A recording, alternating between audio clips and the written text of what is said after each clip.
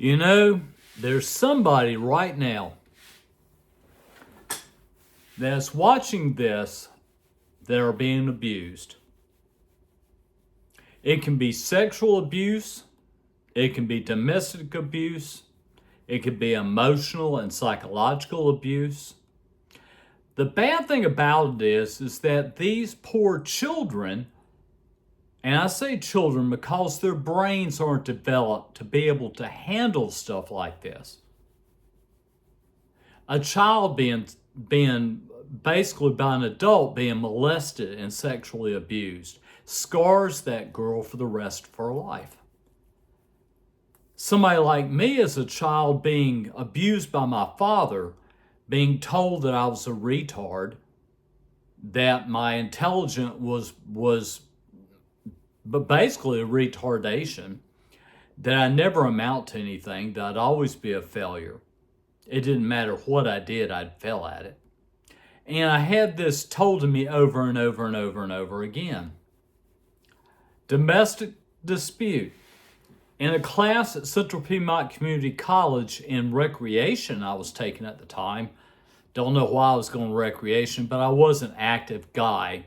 I ran and played tennis and golf and stuff like that. There's a girl in the class, and I got to know her, and she was being abused by her husband. I mean, she would come in and have a black eye. You know, and I told her, I said, how'd you get that? And she looked down and had tears in her eyes, and I said, was it a man? She said, it was my husband. I said, you've got to get out of that situation. You've got to get out of that situation. And I tried to help her as much as I could. I never, people confided in me. I never went and told anybody else that she was being abused by her husband.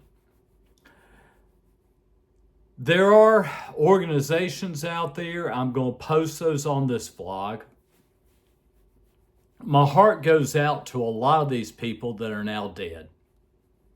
Either by domestic dispute or committed suicide. And what really bothers me more than anything is right now, there is a child crying in pain. There's a woman trapped in a marriage or has a boyfriend that is abusing her every single day.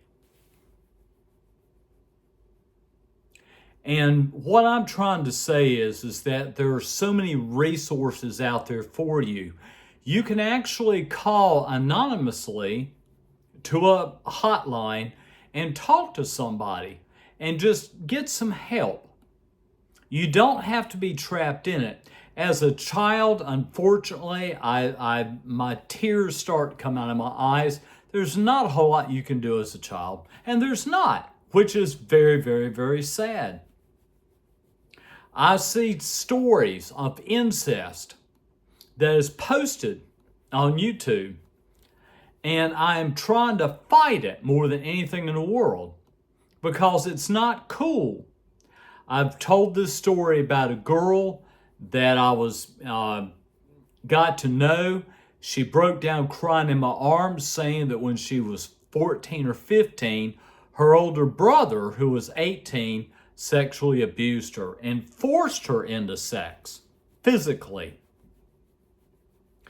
So my whole thing is that, as an adult, you've got it up here in your head. All you got to do is reach out and get help and get out. There are places that domestic abuse females can get out completely and have an anonymous life. Children, there's nothing really to be done for a child. There's really not. Teachers saw me in the classroom getting in trouble constantly, not really doing what I should have done on my lesson plans. They saw this, but did not know what was going on at home. They did not know. teachers to this day in the classroom see abused kids in their class. When you get the police involved, what happens? The child ends up going into the social care, being put in a home with a bunch of other kids. Their whole lives are disrupted. And a lot of them really would like to go back to being abused again. Luckily, some are taken in by a loving family with adoption, but it's so rare. Most of them end up in the system and they grow out of it as damaged people. So, I mean, all that I'm going to say pretty much is that if you know someone that's being abused, if you're a teacher and you see a child in the classroom that is being abused, try a parent-teacher conference. Don't say anything, but just fill the parents out. Kind of get to know them a little bit. That way you can decide what to do. And I always say the best thing to do is to talk to a social worker. Social workers are trained to help you.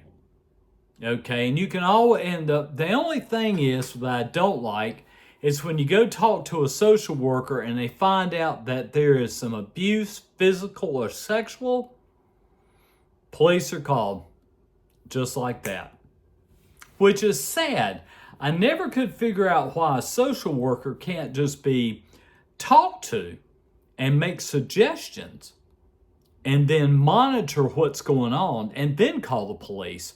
But believe me, I went to school and studied counseling. It can't be done. Once it comes out that there's abuse being done to a child, police are called immediately. So, I mean, like I said, guys, I tear up when I see girls on YouTube crying about being sexually abused by their fathers, brothers, cousins, uncles. It's just sad. It's just sad. And like I said, what I'm going to do is I'm going to post a lot of stuff on here that can hopefully help. And my heart, as I said, goes out to anybody that's being abused, adult or child. And it does, like I said, it does really bother me so much that a child is helpless. There's nothing a child can do. They don't have the adult thinking to call a police or tell a social worker. They don't know. They just take it like I did. Like I said, I would literally, for my father, I would hide in a corner, crouched down like this, hiding from him, because I didn't want to be around him. And like I said, I did go up to an elementary school and they had little corridors. They had outdoor rooms and they had little corridors. I sat on there thinking about committing suicide. At age 10 to 11, I thought I'd be better off dead. So like I said, my heart goes out to children because they're being abused as I'm speaking. And there's very little that can be done about it, unfortunately. Peace, guys.